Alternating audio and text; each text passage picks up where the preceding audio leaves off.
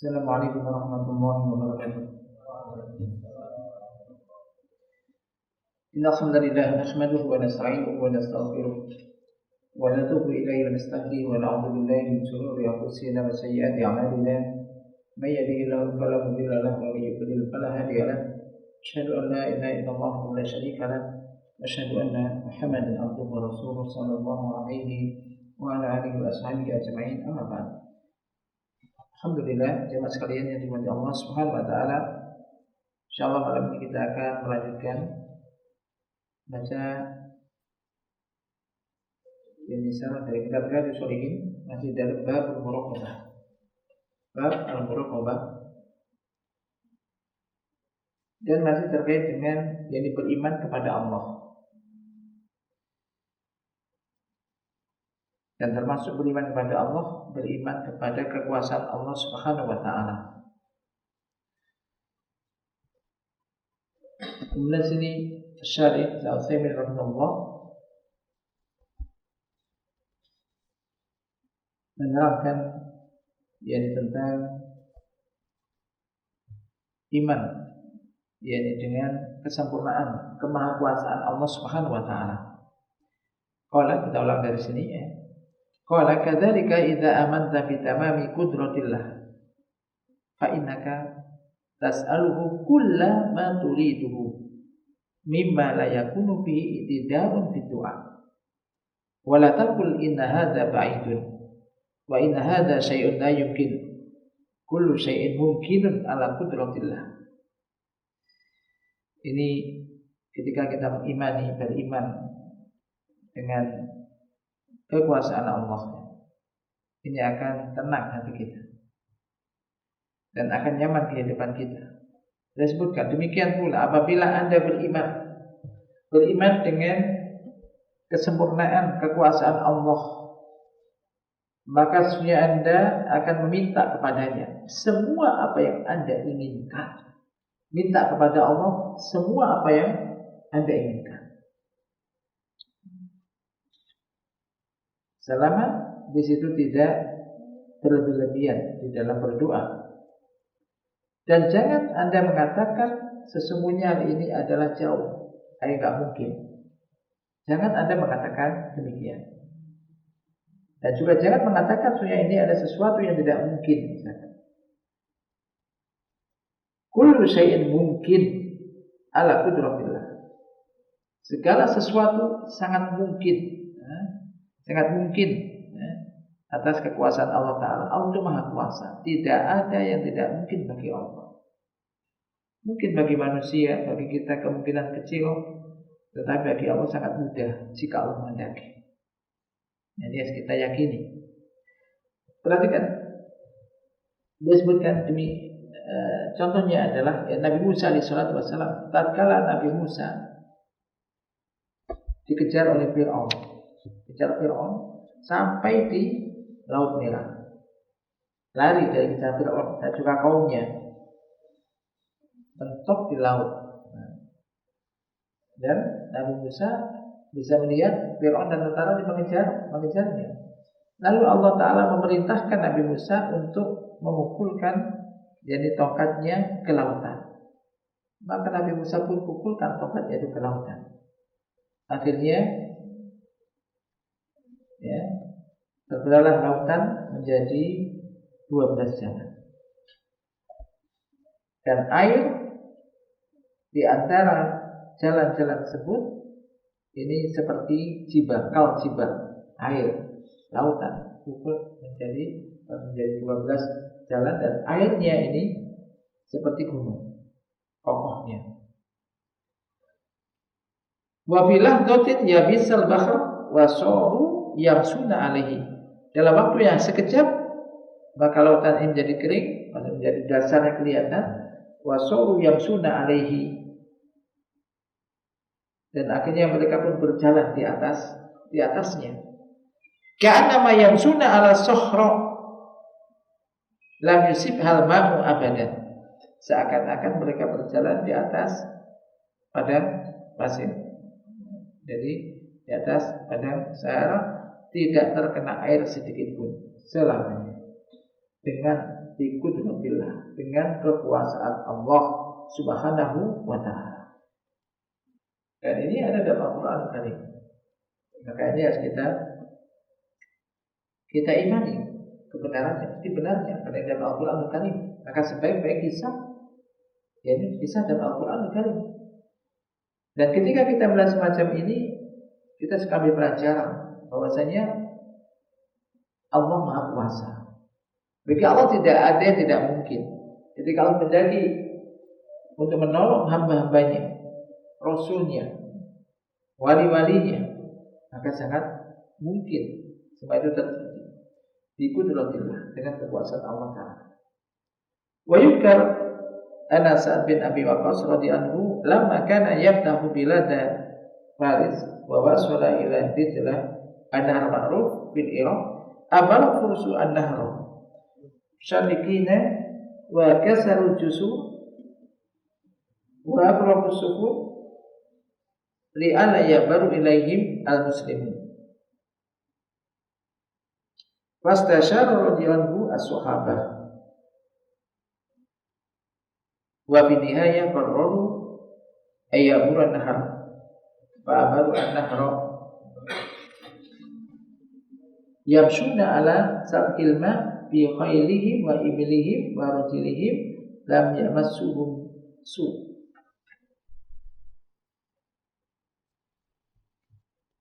Disebutkan bahwa saat Nabi Waqqas radhiyallahu anhu tatkala yakni membuka yakni kota atau negeri Persia dan sampai di sungai Dajlah atau Dijlah, sungai yang terkenal di Irak, maka jadi orang-orang Persia ini menyeberangi sungai, lalu kemudian mereka mematahkan atau merusak jembatannya dan menenggelamkan perahu-perahunya agar orang-orang Muslim tidak bisa nyeberang menuju mereka. Maka beliau radhiyallahu anhu saat Nabi Waqqas ini minta isyarat kepada para sahabat yang lainnya, dan di akhirnya mereka putuskan untuk tetap menyeberangi sungai. Tidak ada jembatan, pokoknya menyeberang sungai, melewati sungai itu. Akhirnya mereka pun menyeberangi sungai, mereka berjalan di atas sungai dengan kudanya, untanya, dan berjalan dengan kakinya, dan tidak kena bencana sedikit pun. Jadi demikianlah wali-wali Allah, ditolong oleh Allah Ta'ala ketika memang dibutuhkan dan sangat membutuhkan, maka Allah memberikan pertolongannya. Dengan kekuasaan Allah semua itu mudah.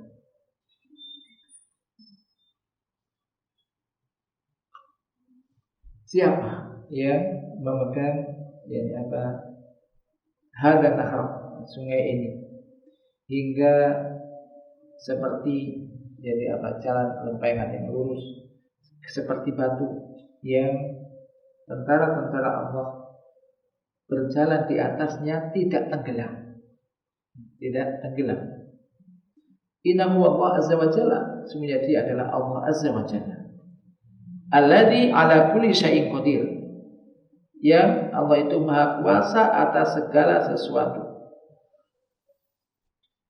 Lafaz ini sering kita baca ya, wa huwa ala kulli syai'in qadir.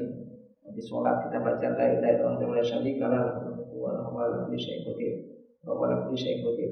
Wa huwa ala kulli syai'in qadir maknanya dia maha kuasa atas segala sesuatu, maha kuasa atas segala sesuatu. Jadi mau melakukan apa saja Allah kuasa. Maha kuasa itu kita harus meyakini itu.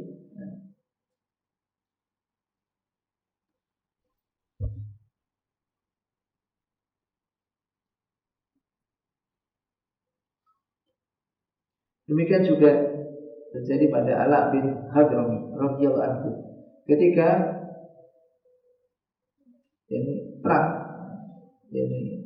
ke Bahrain, kemudian terhalang oleh mereka lautan, kemudian ia berdoa kepada Allah Subhanahu wa taala, lalu mereka menyeberangi, berjalan di atas air.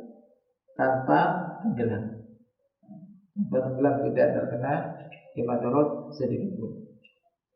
Wa ayatullahi katsirah. Tanda-tanda kebesaran Allah, kekuasaan Allah itu sangat banyak. Maka setiap apa yang diberitakan oleh Allah di dalam kitabnya, Al-Quranul Karim, dan apa yang diberitakan oleh Rasulnya alaihi salatu wassalam, yang bisa dilihat oleh manusia, disaksikan oleh manusia, yang berupa min khawairil adat. Yang khawair adat ini adalah hal-hal yang di luar nalar, tapi itu adalah karamah dari Allah Ta'ala. Jadi bukan pakai aji-aji apa atau apa, dibacakan ini kemudian bisa ini atau itu. Nah, kekurangannya dilihat orang itu beriman apa tidak, keimanannya bagaimana. Bukan masalah orang itu bisa berjalan di atas air atau terbang di udara, tapi jangan terperdaya dengan itu, tapi perhatikan keimanannya, amal ibadahnya. Maka fa'inal imana bihi minal imani billah. Maka sesungguhnya mengimani hal tersebut itu termasuk beriman kepada Allah, karena ia merupakan keimanan terhadap kekuasaan Allah Subhanahu wa ta'ala. Jadi ini menjadikan semakin iman, kita semakin beriman kepada Allah Subhanahu wa ta'ala, beriman bahwasanya Allah itu maha kuasa atas segala sesuatu, dan Allah senang kalau kita minta kepadanya. Allah sangat senang ketika hambanya mau minta kepada Allah. Maka yang dikhawatirkan adalah kita itu tidak mau minta kepada Allah. Yang dikhawatirkan ketika kita gampang bersandar kepada manusia, tidak bersandar kepada Allah. Maka ini semoga menguatkan keimanan kita kepada Allah, termasuk juga beriman kepada kekuasaan Allah, ya, atas segala sesuatu. Allah Maha Kuasa atas segala sesuatu, sehingga semakin mendekatkan diri kita kepada Allah, bersandar terhadap atas suatu urusan atau masalah kepada Allah Subhanahu wa ta'ala. Kita sadarkan kepada Allah, kita minta kepada Allah Subhanahu wa ta'ala. Wa minal imani billah Subhanahu wa ta'ala an ta'lama annahu yaraka, fa in lam takun tarahu fa innahu yaraka. An ta'budallaha ka'annaka tarahu, fa in lam takun tarahu fa innahu yaraka. Wa hadhihi mas'alatun yaghfilu anha katsirun minan nas.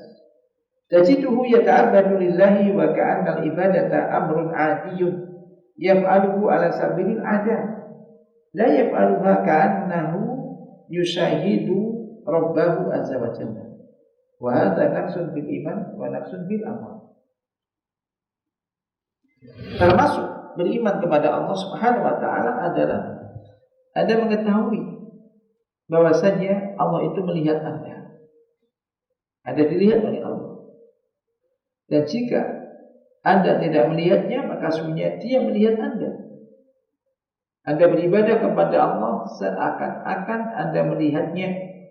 Dan jika Anda tidak melihatnya, maka sesungguhnya Dia, ini Allah, melihat Anda. Maka ini adalah tingkatan apa? Ihsan. Ihsan.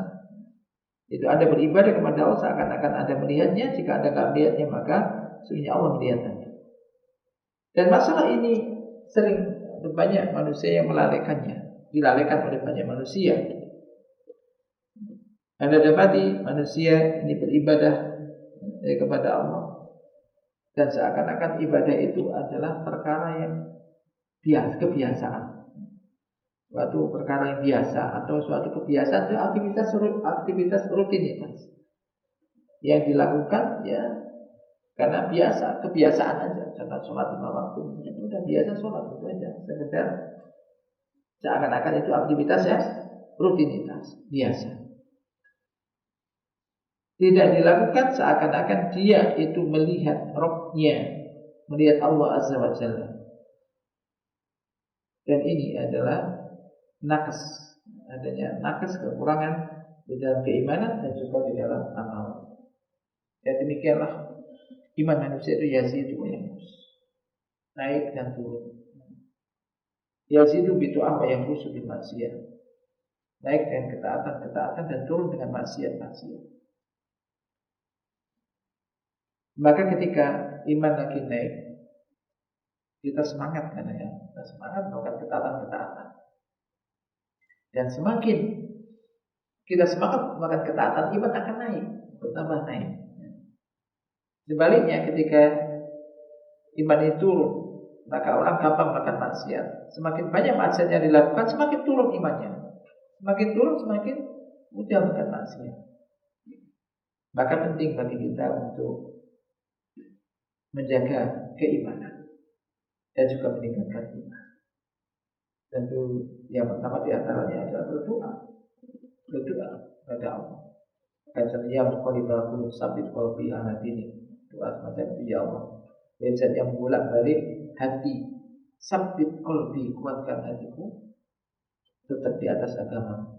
Kemudian juga berkata, Allahumma zidna imanan wa yaqinan fika ya Allah. Tambahkanlah kepadaku, kepada kami, keimanan, keyakinan dan kepahaman. Dan doa-doa semacam banyak.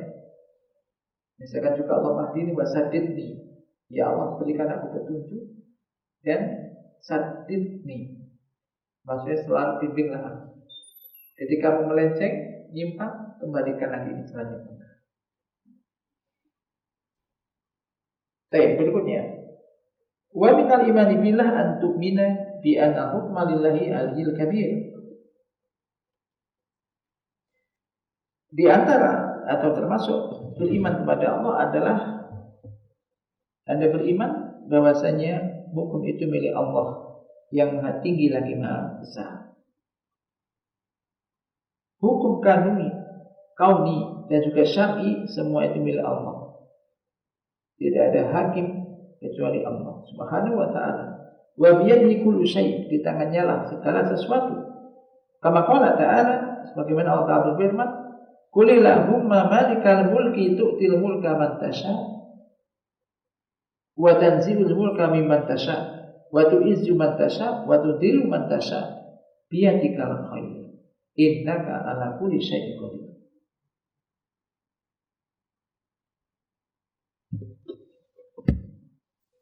Katakanlah, ya Allah, malikal mulki, yang mempunyai kerajaan, tu'til mulka man tasha, Engkau berikan kekuasaan atau kerajaan itu kepada siapa yang Engkau kehendaki. Wa tanzilul mulka mimman tasha, dan Engkau cabut kerajaan itu dari siapa yang Engkau kehendaki. Wa tu'izzu man tasha, Engkau berikan kemuliaan izzah kepada siapa yang Engkau kehendaki, dan Engkau rendahkan, Engkau hinakan siapa yang Engkau kehendaki. Jadi Allah Maha Kuasa itu mengangkat atau merendahkan, Allah Maha Kuasa itu. Biyadikal khair, di tanganmu semua kebaikan. Innaka ala kulli syai'in qadir, sesungguhnya Engkau Maha Kuasa atas segala sesuatu.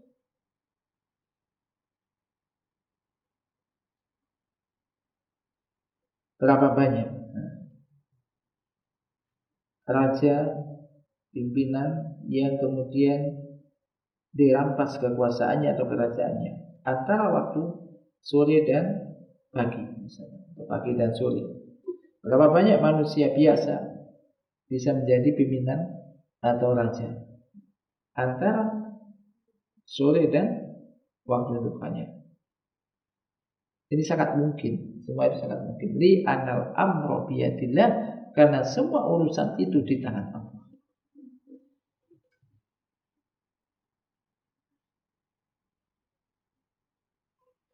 Betapa banyak manusia yang kelihatannya mulia, terlihat bahwa dia itu ghalibun, yaitu menang, tidak terkalahkan, selalu bisa mengalahkan setiap orang. Lalu akhirnya dalam waktu singkat ia menjadi hamba Allah yang paling hina.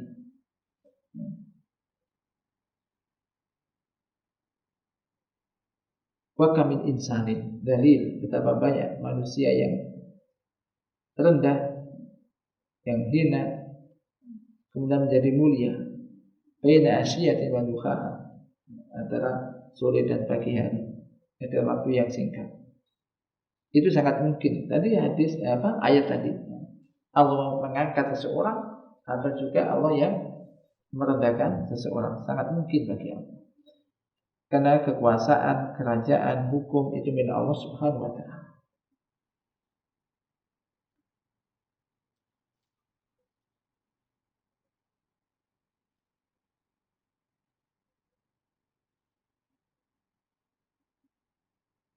Wa kadzalika al-hukmu syar'i lillah laisa li ahadin. Wallahu ta'ala huwa alladhi yukhallilu wa yuharrimu wa yujibu. Wa laysa ahadun min al-khalqi lahu al-fasl fi dzalik. Fal ijabu wa takhlilu wa tahrimu lillah. Wa lihadza nahnu ibadahu ay yasifu syai'an bil halali wal harami biduni idnin. Demikian pula hukum syar'i itu milik Allah Ta'ala, bukan milik seseorang yang berhak menentukan ini dan itu. Allah Ta'ala dialah yang menghalalkan dan mengharamkan. Yang menentukan ini halal atau haram itu Allah. Dan mewajibkan sesuatu. Makhluk, siapapun makhluk tidak kuasa untuk memutuskan, menentukan hal itu. Maka mewajibkan sesuatu, menghalalkan dan mengharamkan, ini hak Allah. Kekuasaan itu milik Allah. Oleh karenanya Allah Ta'ala melarang hambanya untuk mensifati sesuatu dengan halal dan juga haram biduni idnin, itu tanpa izin. Faqala tabaraka wa ta'ala, Allah tabaraka wa ta'ala berfirman, wala taqulu lima tasifu alsinatukumul kadhiba hadza halalun wa hadza haram litaftaru 'ala Allahil kadhib innal ladzina yaftaruna 'ala Allahil kadhiba la yuflihun mata'un qalilun wa lahum adzabun alim.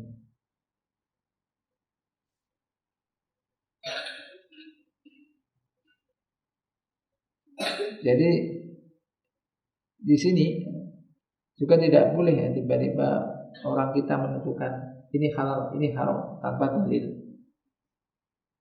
Maka kehati-hatian kalau orang dulu itu kalau nggak suka ya makruh. Makruh kalau orang dulu berarti mendekati haram, tapi kalau langsung haram. Karena tahrim atau tahlil ini Allah yang menentukan, harus ada dalilnya, ada syariatnya, semacam itu. Jadi nggak mudah-mudah orang itu ini halal, ini haram tanpa dalil syar'i. Kemudian sini, falhasil, maka kesimpulannya bahwasanya beriman kepada Allah itu bab yang sangat luas sekali. Seandainya manusia itu membahas dan berbicara, niscaya butuh berhari-hari untuk membahas itu. Ini sangat luas. Maka kadang kita bahwa rukun iman ada 6, yang pertama iman kepada Allah selesai. Maka kadang tidak kurang membekas. Maka ini semacam itu, sangat luas. Ya termasuk beriman Allah itu Ar-Rahman Ar-Rahim. Allah itu Maha Pencurah kasih sayang. Bahwasanya Allah itu lebih sayang kepada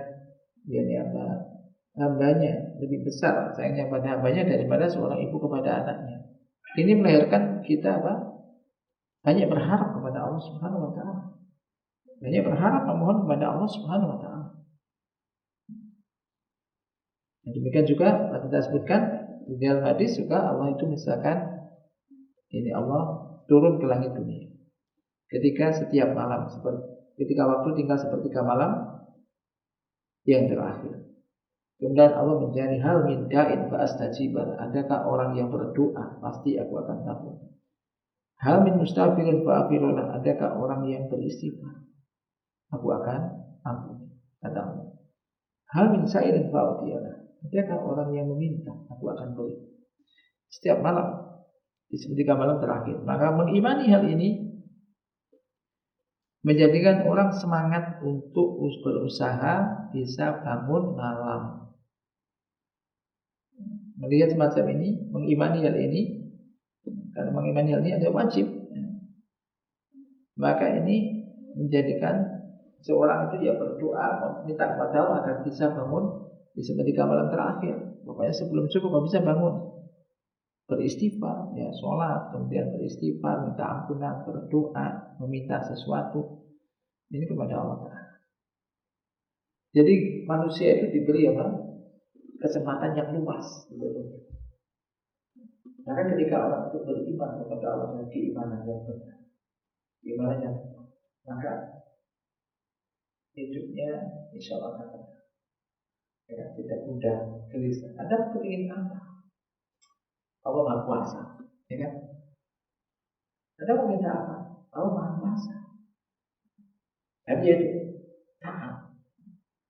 taatilah perintah-perintahnya, lakukan perintahnya, tinggalkan larangan. Jadi ini masalah yang luas, akan tetapi walakinna al-isyarah tughni an tawili ibarah. Jadi isyarah ini yang beliau terangkan ini adalah di antara isyarah di antara bentuk iman kepada Allah. Ini cukuplah untuk paling tidak memberikan gambaran demikian beriman kepada Allah. Dan keimanan, lagi keimanan yang benar, yaitu keimanan yang nanti melahirkan suatu amal soleh. Mungkin semakin giat melakukan perintah Allah dan juga semakin giat dia di dalam menjauhi larangan.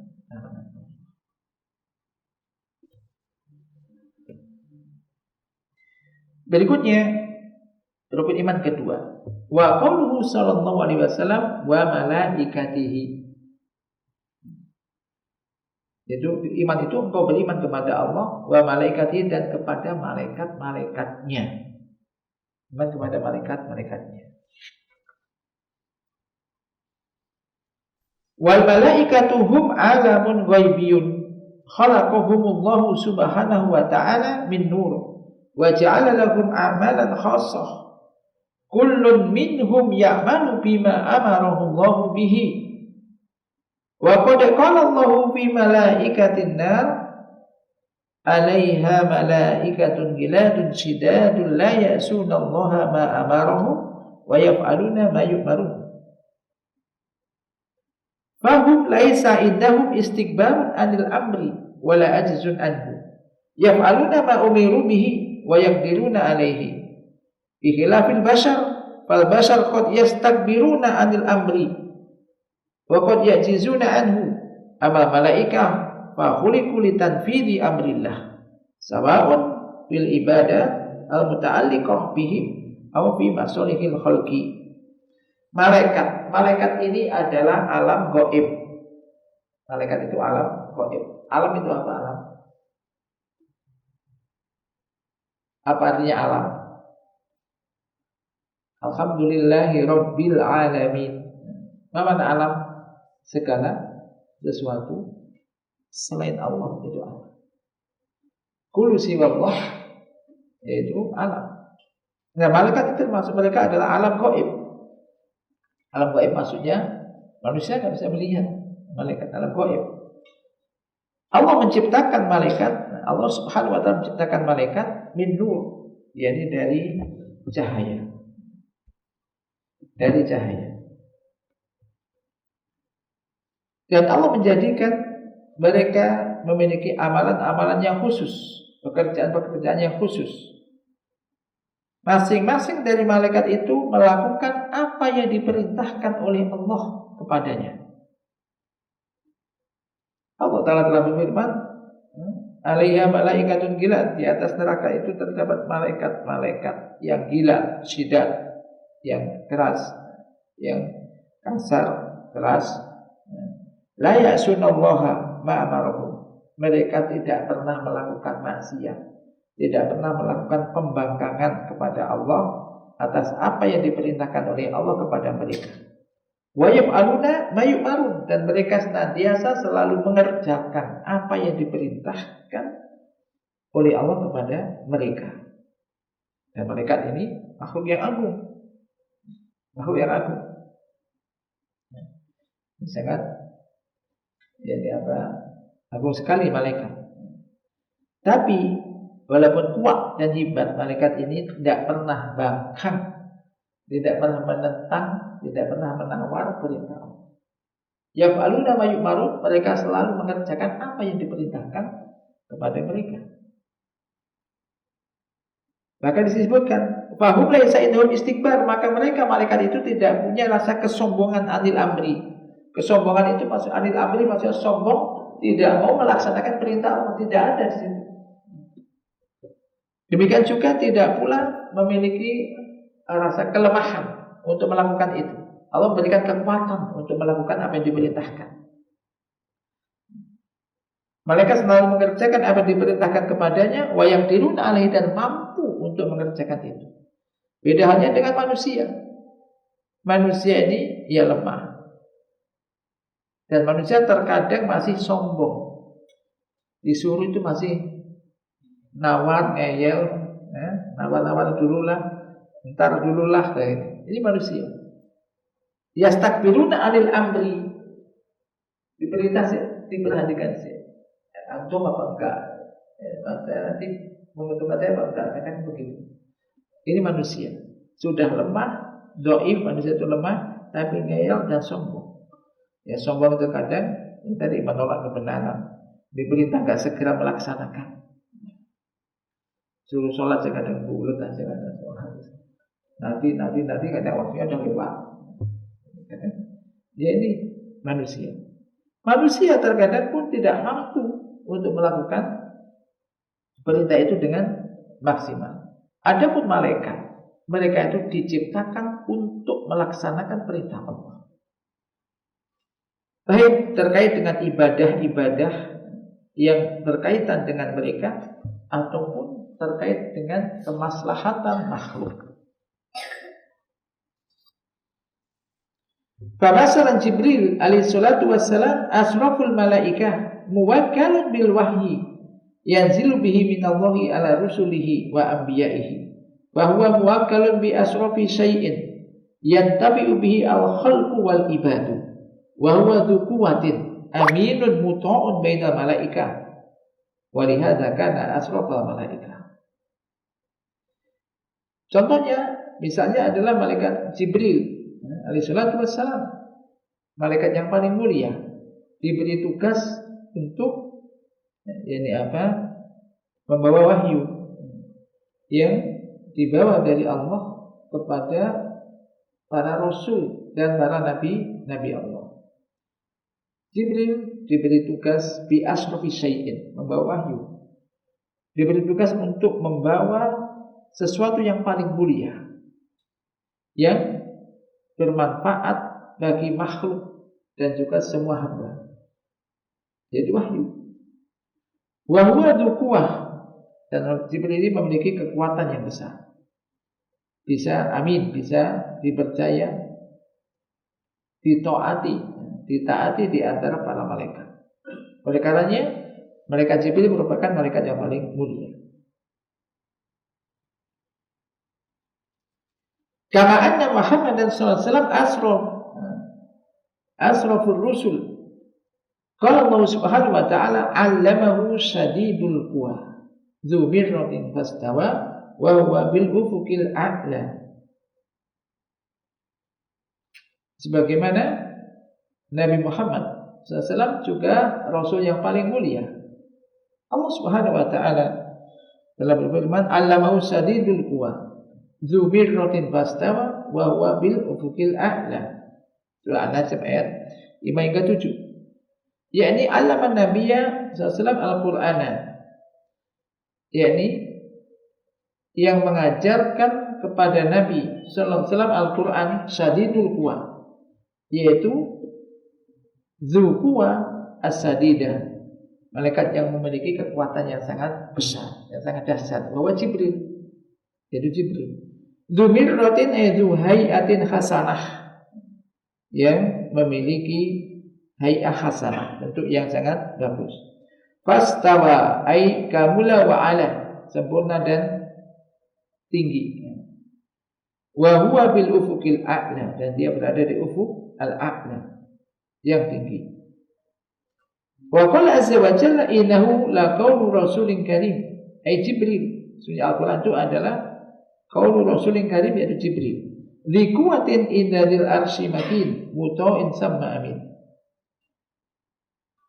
Wa min haula'i aidan man wukilu bi masalihil khalqi min jihatin ukhra fi hayatil ardi wal nabat wan nabat.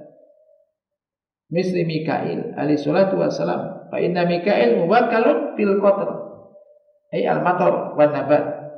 Wa fihi ma hayatul abdan, hayatun nasi wa hayatul bahaim.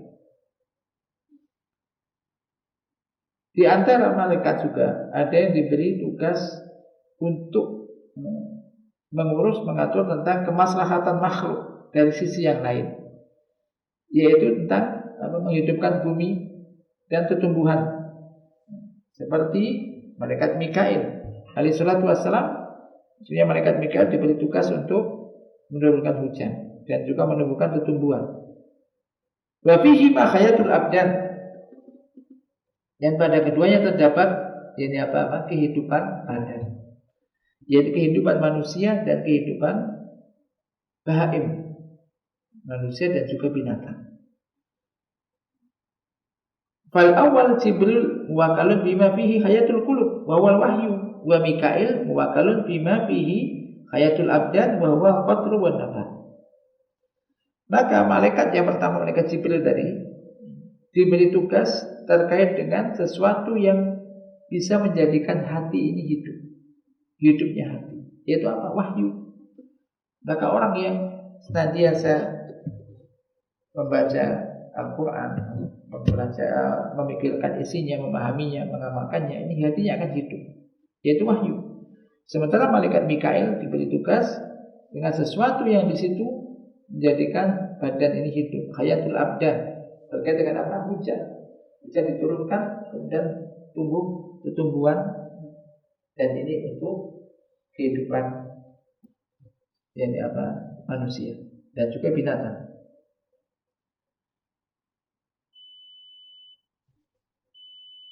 Baik, kita sampai di sini. Supaya ini menunjukkan kebesaran Allah Subhanahu wa taala dan juga kemahamurahan Allah Subhanahu wa taala untuk hamba-Nya, maka menjadikan kita semakin beriman, dan keimanan itu menjadikan kita semakin taat. Dan kita menjadi tahu diri, kalau malaikat saja yang kuat itu tak pernah bangga. Malulah kalau kita malaikat yang lemah, makhluk yang lemah ini juga menentang dan gak segera melakukan perintah Allah. Semoga Allah Subhanahu wa taala menolong kita untuk lebih dimudahkan untuk melaksanakan perintah-perintahnya dan juga meninggalkan larangan-larangannya.